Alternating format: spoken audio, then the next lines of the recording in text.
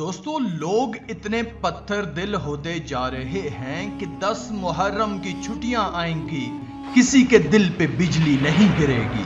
آخر 10 محرم کو ہوا کیا تھا؟ 10 محرم کی چھٹیاں ہوئیں، لوگ اپنی فیملی کو لے کے گھومنے چلے جاتے ہیں۔ اے لوگو، تم کو چھٹیوں کی پڑی ہے، گھومنے کی پڑی ہے؟ دیکھ تو صحیح ہوا کیا تھا 10 محرم کو۔ 3 دن کی بھوک پیاس تنہائی، سروں کا کٹ کے نیزوں پہ چڑھ جانا، رسول اللہ کے خاندان کی شہزادیوں کا قید ہو جانا، اور ان سب کے درمیان ایک مرد مجاہد غازی عباس علمدار کی امام حسین سے وفا کے بارے میں سن کے آپ کا کلیجہ باہر آنے لگ جائے گا۔ تاریخ نے لکھا، امام علی علیہ السلام ہر رات ہاتھوں کو اٹھا کے اللہ کے دربار میں دعا کرتے ہیں کہ اے اللہ مجھے ایسا بیٹا عطا کر جو کربلا میں میرے حسین کی مدد کرے۔ اللہ نے غازی عباس علمدار کا ظہور کیا۔ امام علی علیہ السلام عباس سے بار بار یہ کہتے تھے کہ عباس حسین رسول اللہ کا بیٹا ہے اور تو اس علی کا بیٹا ہے، کبھی بھی اپنے آپ کو حسین کا بھائی نہ سمجھنا۔ ایک غلام کی طرح ہمیشہ حسین کی خدمت کرتے رہنا، جو حسین کہے عباس وہ کرتے رہنا۔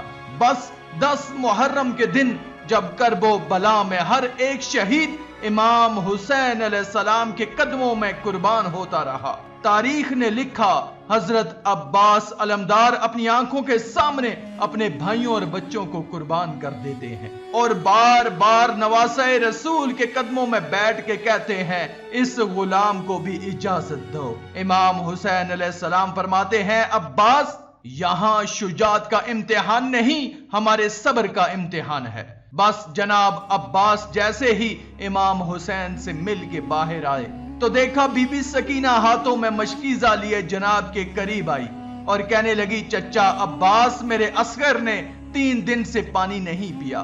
غازی عباس نے بی بی سکینہ کو دیکھا، خالی مشکیزے کو دیکھا، پھر فرمانے لگے، اے میری آقا زادی، میرے مولا حسین سے کہو میں آپ کے لیے پانی لے کے آؤں۔ بس پھر بی بی سکینہ عباس علیہ السلام کو لے کے امام علیہ السلام کے پاس آتے ہیں اور کہتی ہیں، بابا چچا کو اجازت دو، نہر سے پانی لے کے آئیں۔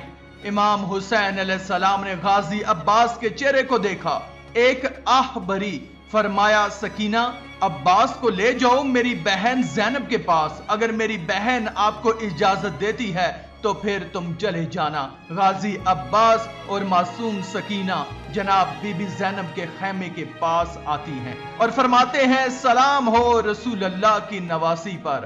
بی بی زینب جیسے ہی باہر آئیں، غازی عباس علمدار غلام کی طرح زمین پر بیٹھے ہیں۔ بی بی زینب نے فرمایا، بھائی عباس کیا کہنا چاہتے ہو؟ غازی عباس نے فرمایا، اے میری آقا زادی، اس غلام نے زندگی بھر آپ سے کچھ نہیں مانگا، آج کچھ مانگنے آیا ہوں۔ آپ نے فرمایا، عباس حکم کرو۔ جناب رو کے کہتے ہیں، رسول اللہ کی نواسی 3 دن سے خیام میں پانی نہیں ہے، بچے پیاس کی وجہ سے تڑپ رہے ہیں، اس غلام کو اجازت دیں کہ یہ میدان میں جا کے پانی لے کے آئے۔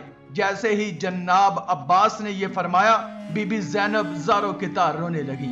غازی عباس نے کہا کہ اے میری آقا زادی کیوں رو رہی ہو؟ بی بی زینب نے فرمایا، میرے بابا نے مجھ سے وصیت کی تھی کہ اے زینب، کوفہ اور شام کی گلیوں میں تجھے بے پردہ کر کے رسیوں میں باندھ کے پھیرایا جائے گا۔ میں نے بابا سے کہا، بابا جس کا عباس جیسا بھائی ہو وہ بازاروں میں کیسے جائے گی؟ لیکن آج وہ بات سمجھ گئی میں کہ میں قیدی بھی بنوں گی، لوگ مجھے پتھر بھی ماریں گے۔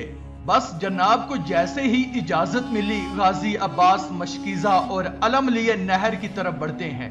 تاریخ نے لکھا، شیر کی طرح حملہ کرتے ہیں، فوجیں اشکیاں بھاگنا شروع کر دیتی ہے، علم کو نہر پہ لگا کر بی بی سکینہ کے خالی مشکیزے کو پانی سے بھرنا شروع کرتے ہیں۔ تاریخ نے لکھا، غازی عباس نے چلو میں پانی بھرا، پانی کو دیکھا، پھر خیام کو دیکھا، معصوم سکینہ اور علی اصغر کی پیاس کو یاد کیا اور پانی کو نہر میں پھینک دیتے ہیں۔ اتنے میں جناب نے دیکھا کہ آپ کا گھوڑا حسرت کی نگاہ سے آپ کو دیکھ رہا ہے۔ غازی عباس نے کہا، میرے گھوڑے تو بھی 3 دن سے پیاسا ہے، نہر کے سامنے ہے، پانی پی لے۔ گھوڑا اپنی زبان میں کہنے لگا، اے میرے آقا، آپ میرے مالک ہیں، آپ نے بھی پانی نہیں پیا، میں کیسے پی سکتا ہوں؟ کیسے ہو سکتا ہے میں آپ سے پہلے پانی پیوں؟ پہلے آپ پانی پیئیں پھر میں پانی پیوں گا۔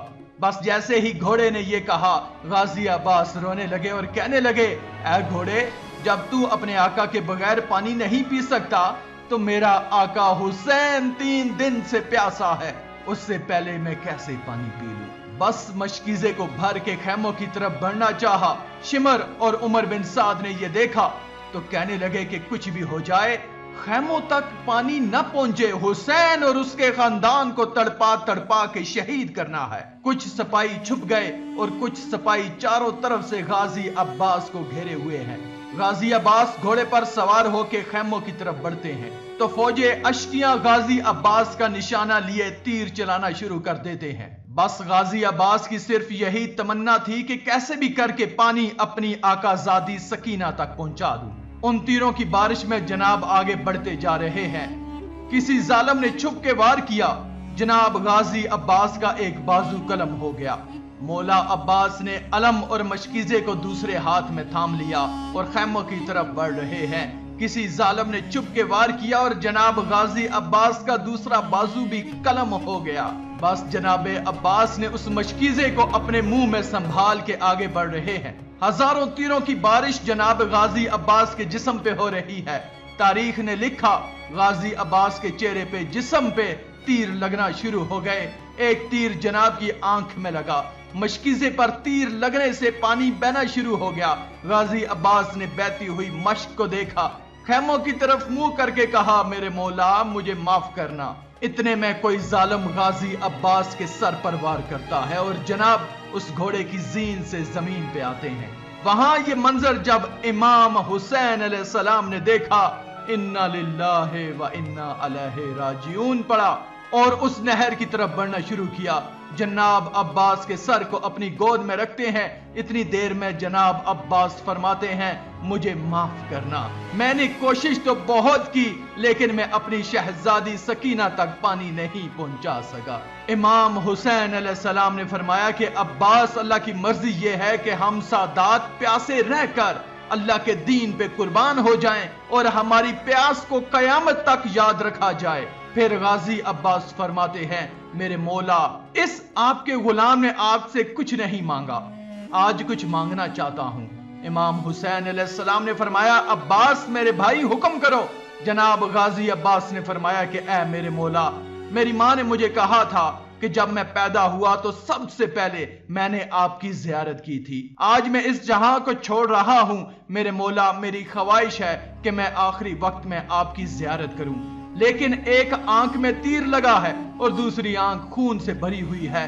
میرے مولا اگر زحمت نہ ہو تو میری ایک آنکھ سے خون کو صاف کریں تاکہ میں آپ کی زیارت کر سکوں۔ اللہ گواہ ہے میں آپ کو کبھی تکلیف نہ دیتا اگر اس غلام کے پاس بازو سلامت ہوتے۔ بس امام حسین نے غازی عباس کی آنکھ سے خون کو صاف کیا۔ غازی عباس نے اپنے آقا حسین کی زیارت کی۔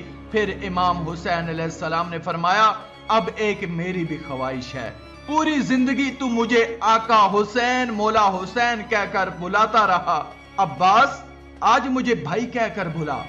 جناب عباس مدینے کی طرف منہ کرتے ہیں اور چیخ کے روتے ہیں اور فرماتے ہیں، میری ماں مجھے معاف کرنا کہ یہ غلام اپنے آقا کو بھائی کہنے جا رہا ہے۔ بس جناب عباس اس دار فانی سے دار البقا کی طرف کوچ کرتے ہیں۔ یزیدی فوج خوشی سے جھوم جاتی ہے اور جب کربلا میں امام حسین بھی شہادت کا جام پی چکے، سروں کو کاٹ کے نیزوں پر سوار کیا جا رہا تھا، سب کے سر نیزوں پہ سوار کیے۔ جناب غازی عباس علمدار کا سر کاٹا، جس نیزے پہ سوار کرتے دھیرے سے نیچے گر جاتا۔ فوج یزید حیران ہو گئی کہ سارے سر نیزے پہ کھڑے ہیں، یہ سر کیوں نہیں بلند ہوتا؟ امام سجاد سے پوچھنے لگے۔ امام سجاد غازی عباس کے سر کے قریب آتے ہیں اور فرماتے ہیں، چچا عباس، یہ ظالم پوچھتے ہیں کہ تمہارے چچا کا سر نیزے پہ کیوں نہیں سوار ہوتا؟ چچا عباس کے سر سے آواز آئی، اے میرے مولا سجاد، میری آقا زادیاں بے پردہ کھڑی ہیں، میں نے کبھی رسول اللہ کی نواسیوں کو نگاہ اٹھا کے نہیں دیکھا، آج کیسے ہو سکتا ہے میرا سر ان کے سر سے بلند ہو جائے؟ اتنے میں شمر کہتا ہے عباس کے سر کو گھوڑے کی زلفوں سے باندھو۔ بس جناب عباس کے سر مبارک کو گھوڑوں کی زلفوں سے باندھا گیا اور رسول اللہ کی نواسیوں کو قید کر کے شام کی طرف لے گئے۔ سلام ہو غازی عباس علمدار کی وفا پر، سلام ہو رسول اللہ صلی اللہ علیہ وآلہ وسلم کے خاندان کے ہر فرد پر جو اسلام کے لیے ہر ظلم برداشت کرتے ہیں۔ آخر میں اللہ رب العزت سے دعا ہے کہ اللہ ہمیں نیک اعمال کرنے اور برائی سے بچنے اور بچانے کی توفیق عطا فرمائے، آمین یا رب العالمین۔